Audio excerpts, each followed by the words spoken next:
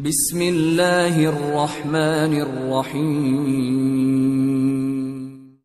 احمد بن سعید کی گفتگو پر مینفریڈ درندوں کی طرح داڑتے ہوئے بول پڑا، سن بدو، کسی دھوکے کسی فریب میں مت رہنا۔ میں نے ہر صورت میں مازن کو حاصل کرنے کا تہیہ کر رکھا ہے۔ میں تجھ پر یہ بھی انکشاف کر دوں کہ اس میدان میں اترنے سے پہلے اپنے بھائی ہاورت اور پرتگال کا بادشاہ سیکھوں کی موجودگی میں اپنے ہاتھوں سے مازن کو انگوٹھی پہنا کر آیا ہوں اور اسے یہ وعدہ اور عہد دے کر آیا ہوں کہ تیرا سر کاٹ کر اس کے قدموں میں ڈال دوں گا۔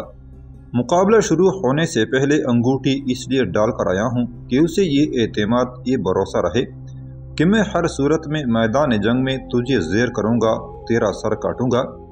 احمد بن سعید اس گفتگو سے اور زیادہ سیخ پا اور برہم ہو گیا تھا۔ اپنے گھوڑے کو اس نے ایک انگیخت کرنے والی ایڑ لگائی تھی۔ یہ ایڑ اس نے اپنے گھوڑے کی اگلی ٹانگوں کے دائیں جانب تھوڑی سی پیچھے لگائی تھی۔ یہ ایڑ لگنی تھی کہ گھوڑا بری طرح ہنہنایا، نتنے پڑ پڑائے، پھر اس نے اپنی دونوں ٹانگیں اوپر اٹھا لی۔ ساتھ ہی چلاتے ہوئے احمد بن سعید نے خداوند قدوس کی تکبیریں بلند کی۔ اس کے بعد اس نے مینفریڈ کو مخاطب کر کے کہا، مینفریڈ سنبھلو، میں مقابلے کی ابتدا کرنے لگا ہوں۔ میں تیری زیادہ بک بک سننا نہیں پسند کروں گا۔ مینفریڈ سنبھل گیا تھا۔ دونوں بڑی تیزی کے ساتھ ایک دوسرے پر اپنی تلوار کے فن کا مظاہرہ کرنے لگے تھے۔ مینفریڈ شروع میں بڑے تیز حملے کر رہا تھا۔ شاید وہ یہ چاہتا تھا کہ جلد از جلد کامیابی کو گلے لگاتے ہوئے واپس جا کر مازن کا ہاتھ تھامے، پر وہ یہ نہیں جانتا تھا کہ قدرت اپنے فیصلے کسی کے مرضی کے مطابق نہیں کرتی۔ وہ شاید یہ بھی نہیں جانتا تھا کہ خداوند قدوس کسی کے سامنے نہ عاجز ہے نہ مجبور ہے، ہر فیصلہ اپنی مرضی کے تحت ہی کرتا ہے۔ مینفریڈ اس لحاظ سے بھی اپنے آپ کو محفوظ خیال کر رہا تھا کہ وہ بری طرح اپنے جسم کو لوہے میں چھپائے ہوئے تھا، اور یہ کہ تلوار کے فن میں وہ بے مثال مہارت رکھتا تھا۔ اس کے مقابلے میں احمد بن سعید کے سر پر خود تھا، جسم پر زرہ تھی، ہاتھوں اور کندھوں پر نہ کوئی خول تھا نہ کوئی جوشن۔ اپنی تلوار اور ڈھال کے وہ بہترین کرتب اور فن کا مظاہرہ کر رہا تھا۔ احمد بن سعید کے تیغزنی کے اس فن، اس چابک دستی نے تھوڑی ہی دیر بعد مینفریڈ کی آنکھیں چکا چوند کر کے رکھ دی تھیں۔ ایک موقع پر جبکہ احمد بن سعید اور مینفریڈ کے گھوڑے ایک دوسرے کے متوازی تھے اور وہ دونوں اپنے اپنے گھوڑوں پر سوار ایک دوسرے پر جان لیوا حملے کر رہے تھے، اچانک احمد بن سعید نے اپنے گھوڑے کی باہ کو ہلکا سا جھٹکا دیا، پھر پیٹ کے درمیانی حصے میں 2 بار ہلکی سی ٹھوکر لگائی۔ گھوڑا چونکہ سدھایا ہوا تھا، میدان جنگ میں اپنے فن کا مظاہرہ کرنے میں ماہر تھا۔ اس 2 بار کی ٹھوکر نے اسے ایسا انگیخت کیا کہ ایک دم اس نے اپنا پہلو بدلا۔ پہلے دشمن کے گھوڑے کے متوازی تھا، اب گھوڑے کی طرف اس نے اپنا منہ کیا، پھر اس نے ایک دم اپنی دونوں ٹانگیں اٹھا لی تھی۔ مینفریڈ نے اسے اپنے لیے غنیمت موقع جانا۔ اپنی تلوار اس نے بلند کی، اس لیے کہ اب گھوڑا سامنے تھا۔ احمد بن سعید اس کی تلوار کی ضرب سے دور تھا۔ وہ چاہتا تھا کہ گھوڑے پر ضرب لگائے، اور جب گھوڑا اس کی تلوار کی ضرب سے زخمی ہو کر گرے گا تو وہ احمد بن سعید پر چھلانگ لگا کر اس کا کام تمام کر دے گا۔ وہ احمق تھا۔ احمد بن سعید نے اس سدھائے ہوئے گھوڑے کو ایسا موقع فراہم کرنے کے لیے خود اسے ٹھوکر لگائی تھی۔ جو ہی گھوڑا استوار ہوا اور مینفریڈ نے اس کی گردن پر تلوار برسانا چاہی، احمد بن سعید فوراً آگے بڑھا۔ اپنی ڈھال آگے کرتے ہوئے مینفریڈ کے وار کو اپنی ڈال پر لیا۔ اس طرح وہ اپنے گھوڑے کو بچا گیا تھا، پر اسی لمحے جس لمحہ اس نے اپنی ڈال آگے کی تھی، تلوار بھی اس نے برسا دی تھی۔ احمد بن سعید کی تلوار مینفریڈ کی ٹانگ پر لگی۔ ٹانگ پر لوہے کا جو خول چڑھا ہوا تھا، خول کو کاٹتی ہوئی احمد بن سعید کی تلوار مینفریڈ کی ٹانگ کو بھی کاٹتی چلی گئی تھی۔ مینفریڈ کی ٹانگ کٹ کر نیچے گر گئی تھی۔ مینفریڈ نے ایک ہولناک چیخ بلند کی۔ ٹانگ کٹنے کی تکلیف شاید وہ برداشت نہ کر سکا۔ اپنے گھوڑے کی زین پر وہ جھک سا گیا تھا۔ احمد بن سعید نے گھوڑے کو پھر ایڑ لگائی۔ گھوڑا پہلے کی طرح متوازی ہوا۔ ساتھ ہی احمد بن سعید نے اپنے پاؤں کی ایک ٹوکر زین پر جھکے ہوئے مینفریڈ کے پیٹ پر لگائی۔ مینفریڈ اپنے گھوڑے سے نیچے گر گیا۔ احمد بن سعید بھی نیچے کودا، اپنی تلوار سامنے لہرائی۔ مینفریڈ بے سود سا زمین پر پڑا ہوا تھا۔ थोड़ी देर तक अजीब से अंदाज में अहमद बिन सईद तकलीफ और शिद्दत का इजहार करते हुए मैनफ्रेड की तरफ देखता रहा। फिर उसे मुखातब किया, मैनफ्रेड, तू यूरोप का माना हुआ तेगजन बल्कि तेगजनी का शोबदागर और अपने आप को बड़ा शोरा पुश्त और जंगजू ख्याल करता था। मुकाबला शुरू करने से पहले तू दावा करता था कि मेरे सर पर मौत बनकर खेल जाएगा, मेरे लिए इस मैदान जंग में फना की तहरीरें रकम करेगा। पर देख, सूरत हाल तो बिल्कुल ही मुख्तलिफ है। क्या मैंने तेरे सारे हसीन सपनों की ताबीर को माजी के धुंधलकों में और तेरी सारी तूफानी यूरश को एहसास की शिकस्त में तब्दील नहीं कर दिया? उठ, जी मत छोड़, हौसला मत हार। अभी तूने मेरा सर कलम करके माजन को अपने लिए हासिल करना है, इसलिए कि तू मुकाबले में उतरने से पहले उसे अंगूठी डालकर आया है। क्या तूने वापस जाकर उसे खुशखबरी नहीं देनी कि तू मुझ पर फतहमंद रहा? अहमद बिन सईद की इस गुफ्तगू का मैनफ्रेड ने कोई जवाब नहीं दिया। वो ज़मीन पर वैसे ही दास्तानों के बिखरे और पुराने औराक की तरह चुप और खामोश रहा। अहमद बिन सईद ने भी उसे ज़्यादा देर बर्दाश्त न किया। उसने तलवार बुलंद की और एक ही बार में उसने मैनफ्रेड की गर्दन काट कर रख दी थी। ये काम करने के बाद अहमद बिन सईद ने मैनफ्रेड का कटा हुआ सर उसके घोड़े की खरजीन में डाल दिया। फिर उसके घोड़े की जीन के साथ बंधी हुई एक रस्सी खोलकर लाश के दूसरे हिस्से को उसने उस रस्सी के साथ बांधा। उसका दूसरा हिस्सा उसने उसके घोड़े की जीन के साथ बांध दिया था। फिर घोड़े को मारकर उसने सींकों के लश्कर की तरफ हाँक दिया था। यूं घोड़ा मैनफ्रेड के सर और उसकी लाश को लेकर अपने लश्कर की तरफ चला गया था। इस मौका पर जबकि अहमद बिन सईद ने मैनफ्रेड की गर्दन काटी थी, अपने लश्कर के सामने एक जगह सींकू और उसकी भतीजी माजन, मैनफ्रेड का छोटा भाई हावरत और सींकू के दीगर बड़े बड़े सालार खड़े थे। जिस वक्त अहमद बिन सईद ने मैनफ्रेड की गर्दन काटकर उसके सर को उसके घोड़े की खरजीन में डाला तो सबके चेहरे उतरे हुए थे, परेशानी, फिक्रमंदी और गमजदगी का शिकार थे। इस मौका पर सींकू के पहलू में खड़ी उसकी भतीजी माजन बोल पड़ी, मालूम होता है मुसलमानों का ये सालार अहमद बिन सईद नाकाबिल तस्खीर है। आपने देखा माजी में भी इसके सामने बड़े बड़े सूरमा आए, इसके साथ मुकाबला किया, लेकिन हर एक ने इससे शिकस्त खाई और अपनी गर्दन कटवाई। मैनफ्रेड यूरोप का माना हुआ तेगजन ख्याल किया जाता था। जिस वक्त इसने मुझे हासिल करने का दावा किया, मुझे उम्मीद थी ये इस अहमद बिन सईद को न सिर्फ नीचा दिखाएगा बल्कि इसकी गर्दन काट कर लाएगा। लेकिन जो हालात सामने आए हैं वो आप भी देख रहे हैं, मैं भी देख चुकी हूँ। मैंने मैनफ्रेड से बड़ी उम्मीदें वाबस्ता की थी।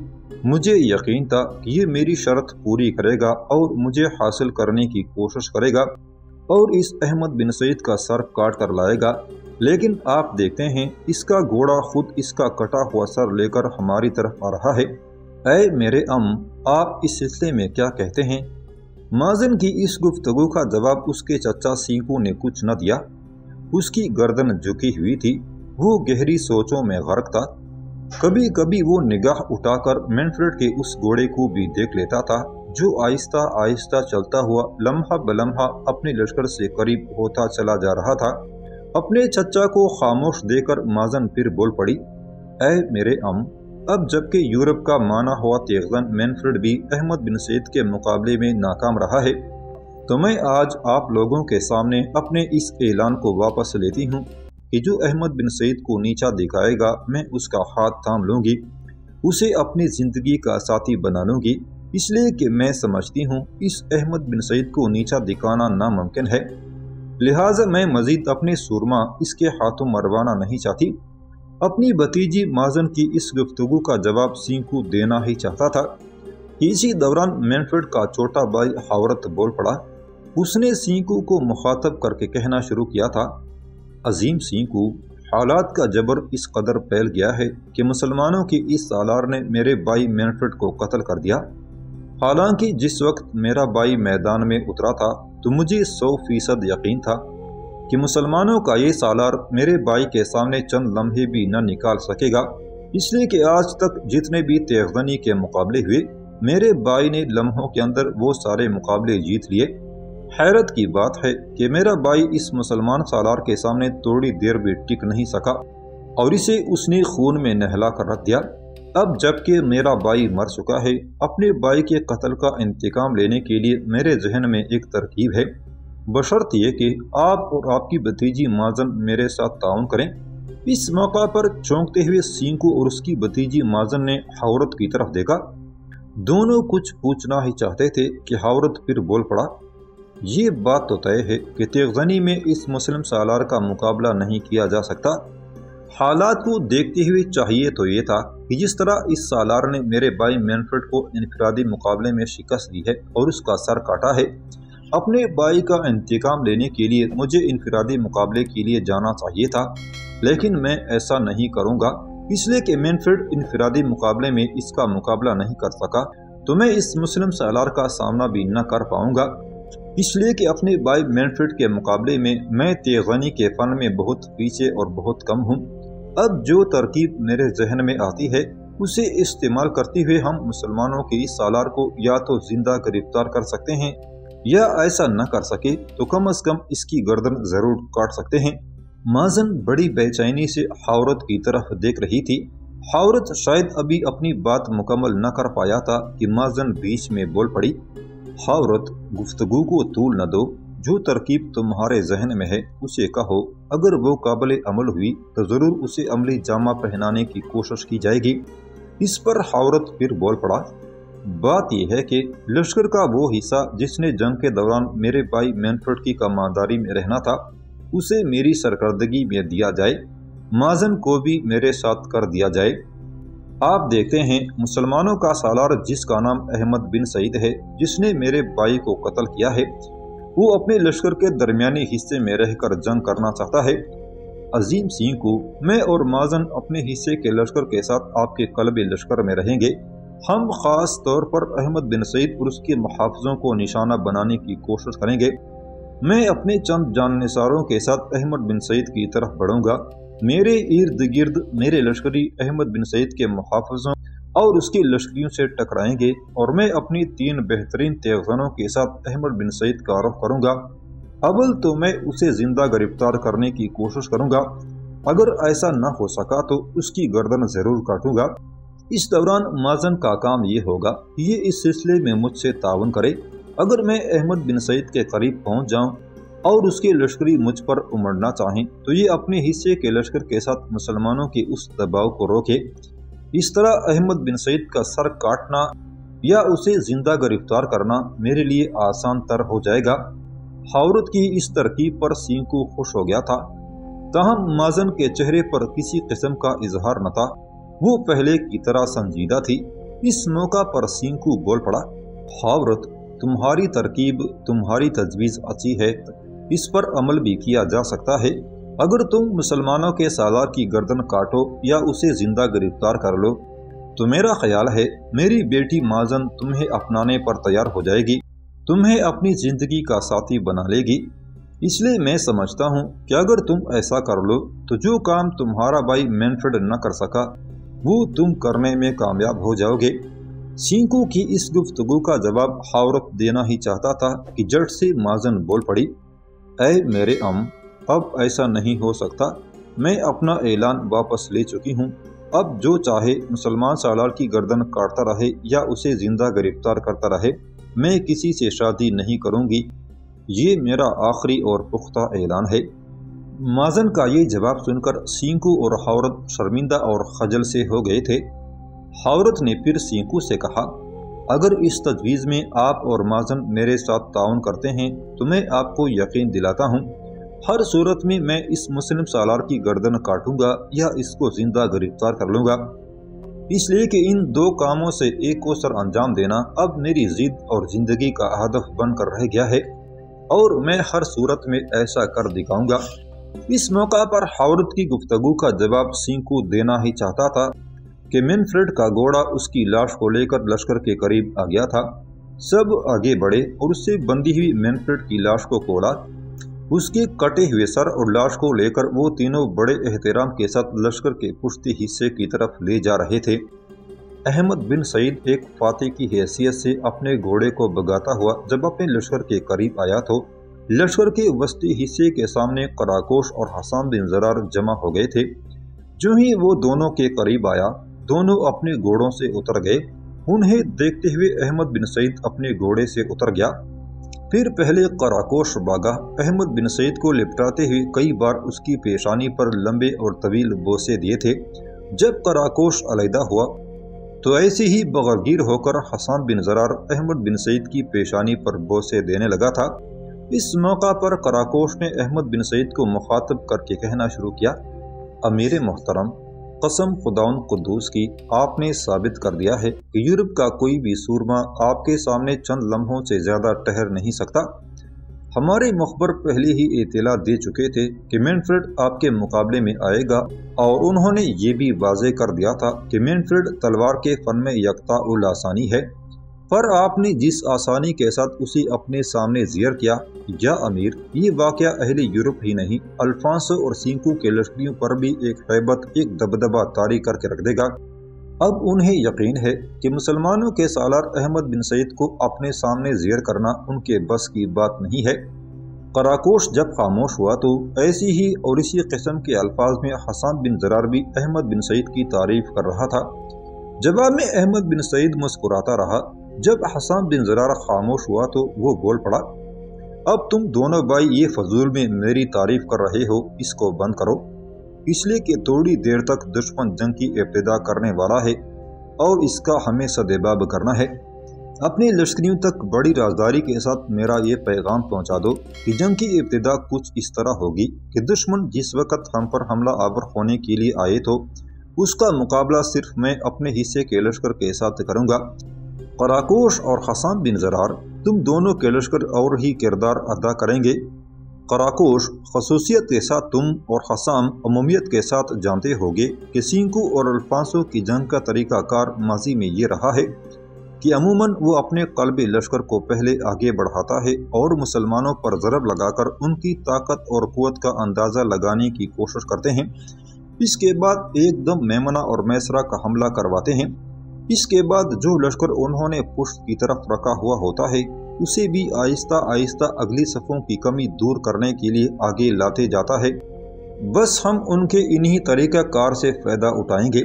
अपने लश्कर की कमांदारी खुद सिंकू करेगा, मेमना और मैसरा को थोड़ा सा आगे पीछे रखेगा, पुश्ती लश्कर भी अपनी जगह पर रहेगा।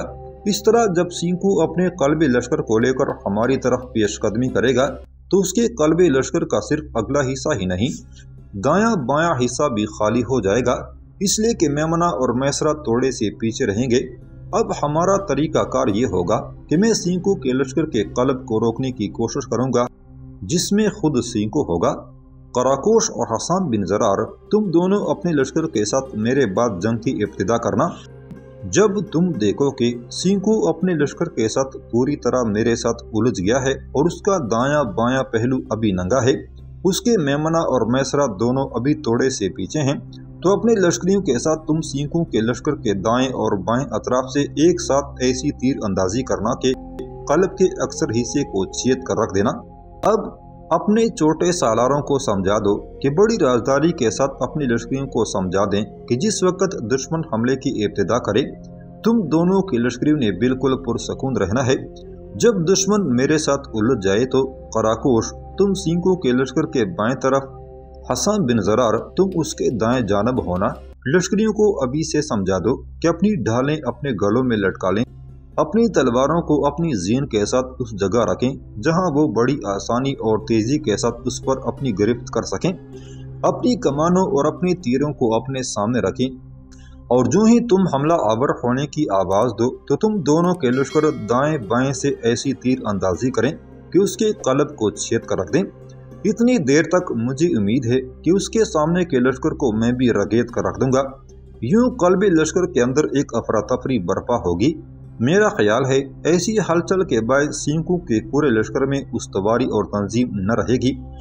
जब ऐसी हालत हो जाए तो तुम दोनों अपना दूसरा कदम उठाना। मुझे उम्मीद है इतनी देर तक सिंकू के मेमना और मैसरा भी करीब आ चुके होंगे।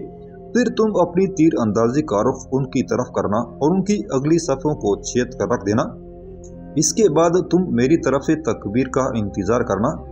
जब मैं देखूंगा कि तुम दोनों ने मेमना और मैसरा को भी खूब नुकसान पहुंचा दिया है तब मैं जोरदार अंदाज में तकबीर बुलंद करूंगा।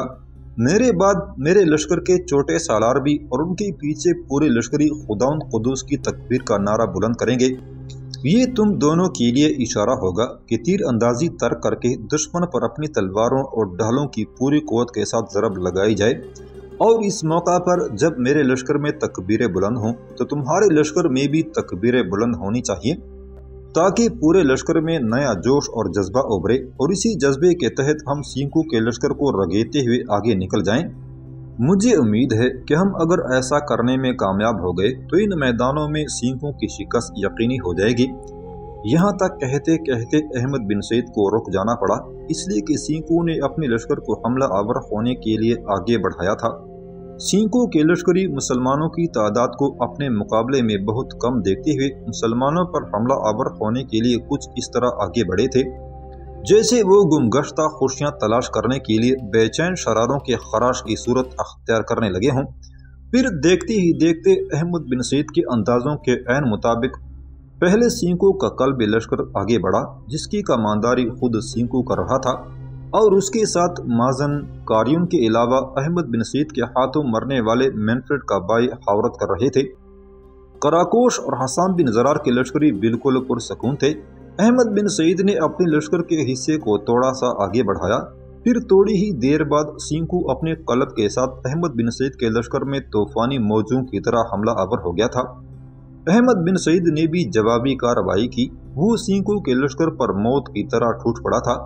यूं अहमद बिन सईद अकेला अपने हिस्से के लश्कर के साथ सिंकू के कलब के साथ टकराया था। वो दोनों एक दूसरे के साथ बरसरे पैकार थे। सिंकू बड़े जोश और वलवले का इजहार कर रहा था, इसलिए कि उसके कल्बी लश्कर की तादाद चूंकि अहमद बिन सईद के कलब से बहुत ज्यादा थी, लिहाजा वो ये महसूस कर रहा था कि अहमद बिन सईद ने अकेले उसके मुकाबले में आकर हिमाकत और बेवकूफ़ी का सबूत दिया है। वो ये भी ख्याल कर रहा था कि मुसलमानों का कल्ब ज़्यादा देर तक उसके सामने ठहर न सकेगा, इसलिए कि मुकाबला कम से कम 1 और 10 से भी ज़्यादा का था। दूसरी जानब अहमद बिन सईद ने भी कमाल मशाक़ी जुरतमंदी का इजहार किया। अपने लश्करियों के साथ वो सिंकू के कल्ब लश्कर में कुछ इस तरह घुसा था जैसे भूखे भेड़िए बेजरर भेड़ों के अंदर घुसकर अपनी मनमानी करने पर तुल जाते हैं। अहमद बिन सईद सिर्फ दिफा तक महदूद न रहा था, बल्कि उसने इंतहा दर्जे की जारहियत भी अख्तियार कर ली थी। यूं सिंकू के जो लश्करी भी सामने आए उन्हें वो तहत्याग करते चले गए थे।